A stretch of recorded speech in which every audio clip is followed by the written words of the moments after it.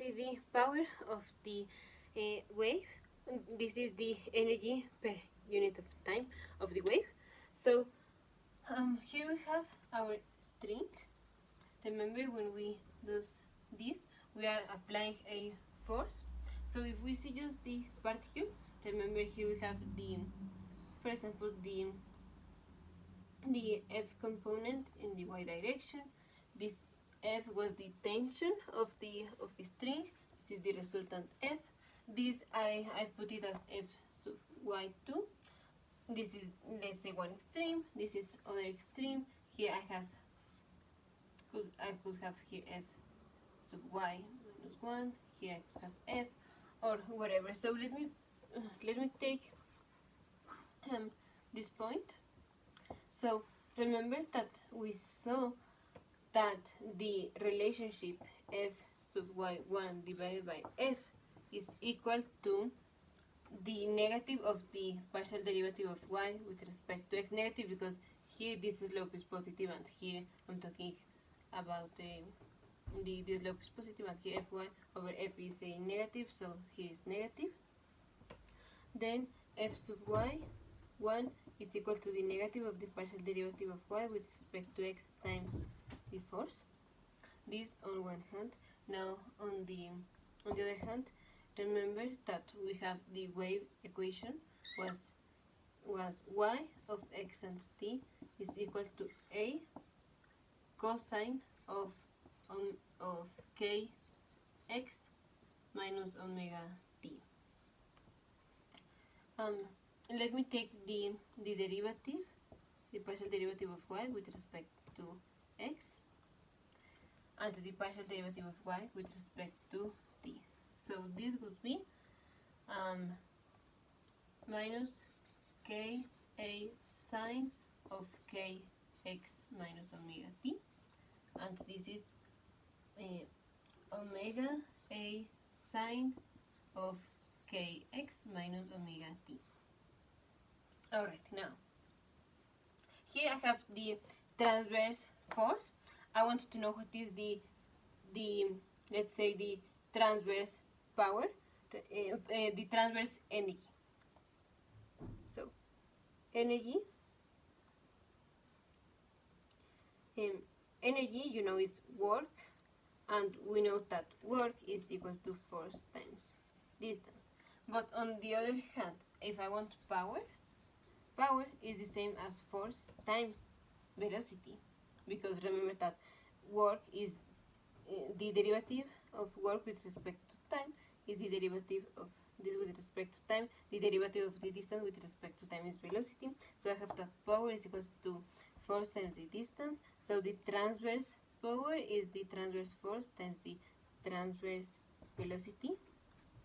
So here I have that the power x and t is equal to f sub y, that is the negative of the force times the partial derivative of y with respect to x times the velocity sub y, the I will put it like this, velocity sub y. So the velocity sub y is the derivative of the distance with respect to time. So the distance is this, so I have the partial derivative of y with respect to time. Alright, so now we have dy on dx and dy on dt. So we have that the power of x and t is equal to the negative of f times dy in dx is the negative of ka sine of kx minus omega t times this is omega a sine of kx minus omega t. So I have the power of x and t is equal to f k omega square a square sine of kx minus omega t. And before we continue to do manipulations, here we're finding the power, that is the rate of energy transfer. the energy that is being transferred is, that is, when we have that the particle moves upward, that is a force applied, and so this force produces a work that is done on this particle. Let me call this particle A, or the point A, and this work is used to transfer the energy to the next point, to the right of A. So this is the transfer of energy, and here because the sign function here never can be a positive, a negative, sorry, here the power will always be positive. The power is the rate of energy transfer per time. That means that the energy could only be transferred on the positive direction, or when the velocity is or when it is 0, but that means that there is no energy transfer backward to the opposite direction of the movement of the wave. Alright, now remember that the speed of the velocity, we saw that it was the square root of f divided by the mass per unit length. F is the tension string. On the other hand, remember that our number k is, well, I think that's from the derivation of the wave equation. We saw that velocity is equal to omega divided by k. That's right? Yeah? So I have that k is equal to omega divided by the velocity. So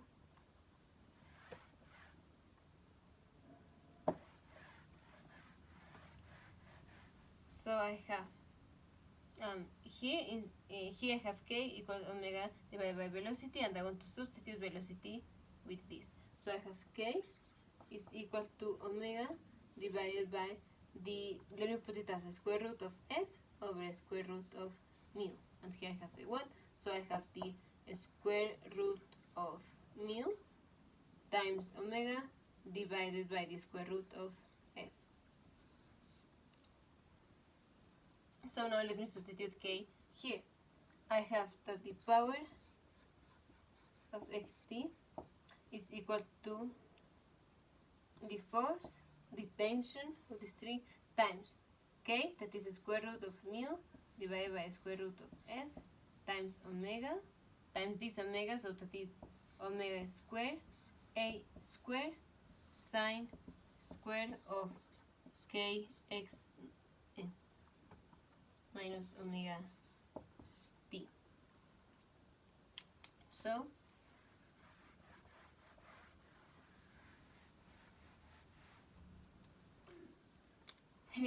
f over square root of f is square root of f, so I can put it here as square root of f, or I can just put it as that the power is the square root of the tension of the rope times the mass per density, mass per unit of length, omega square, a square, sine square of kx minus omega t. This is the equation of the power of the wave.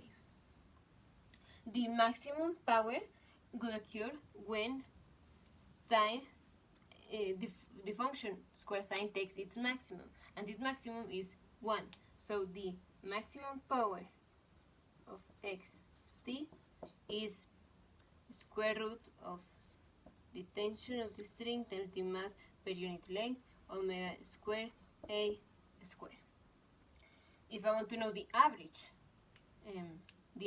power is when this takes its average value. The average value would be between 1 and 0, so it would be 1/2 when sine square is 1/2. So I would have that the average power is 1/2 of the square root of f mu omega square a square. So the average power is half the maximum power. Actually, when I'm talking about power, I'm talking about the instantaneous power. So the instantaneous average power is half of the instantaneous maximum power. And so you see that the power here depends, or the rate of energy transfer depends on omega square and a square. In future videos, we will see that the electromagnetic waves, the power of those waves depends only on the square of the amplitude and not on omega.